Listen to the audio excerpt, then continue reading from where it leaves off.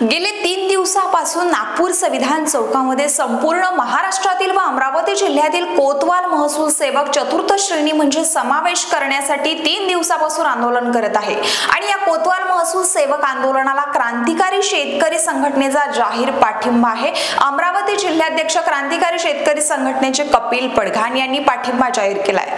शेतकऱ्यांचा संदेश शासनाच्या दरबारामध्ये पाठवण्याचं काम कोतवाल महसूल सेवक शेवटच्या टोकापर्यंत करतो आणि जिल्हाध्यक्ष कपिल पडघाण यांनी असं म्हटलंय।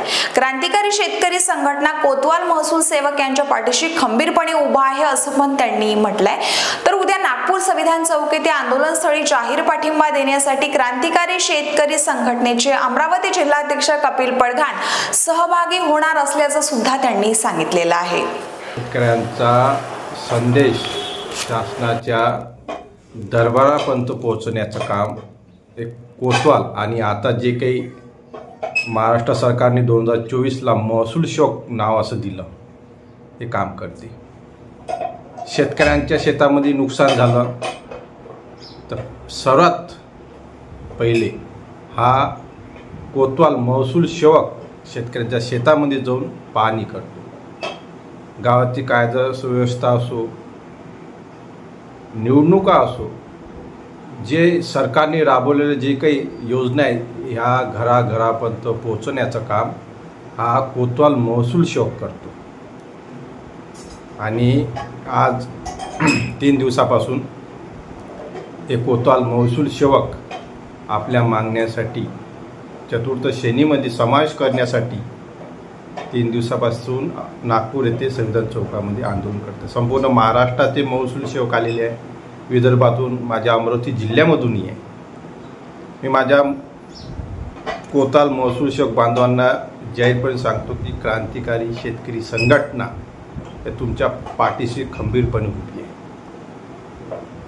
आमचे नेते, लोकनेते, शेतकरी पुत्र रविकांत तुपकर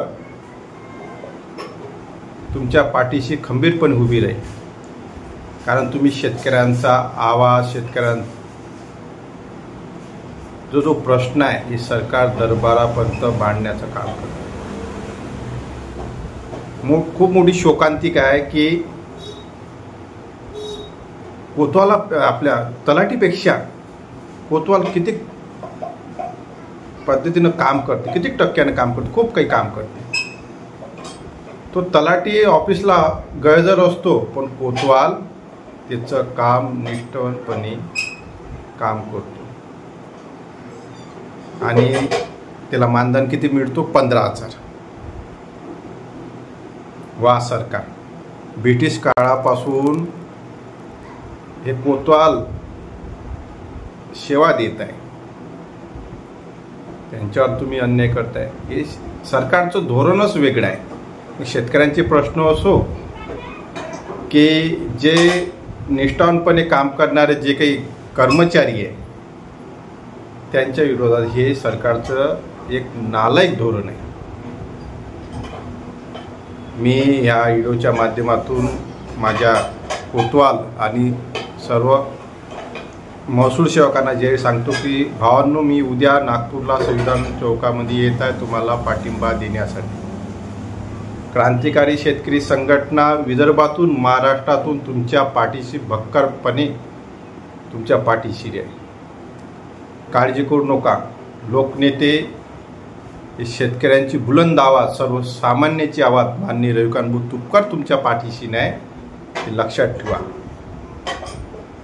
नागपूर येथे असताना नागपूरचे पालकमंत्री, महाराष्ट्र राज्याचे महसूल मंत्री त्या आंदोलनाला भेट नाही देत, हे खूप मोठी शोकांतिका आहे। माननीय पालकमंत्री साहेब, अमरावतीमध्ये येता तेव्हा तुम्हाला गुन्हेगार असलेल्या व्यक्तीच्या हॉटेलमध्ये जाता येतात, पण नागपूरमध्ये तुमच्या घरी, तुमच्या शहरामध्ये आमचे कोतवाल महसूल सेवक आंदोलन करतायत, त्यांना फक्त तुम्ही 2 मिनिटं वेळ देता आणि म्हणता की मला वेळ मिळेल तर येईल। खूप मोठी शोकांतिका आहे।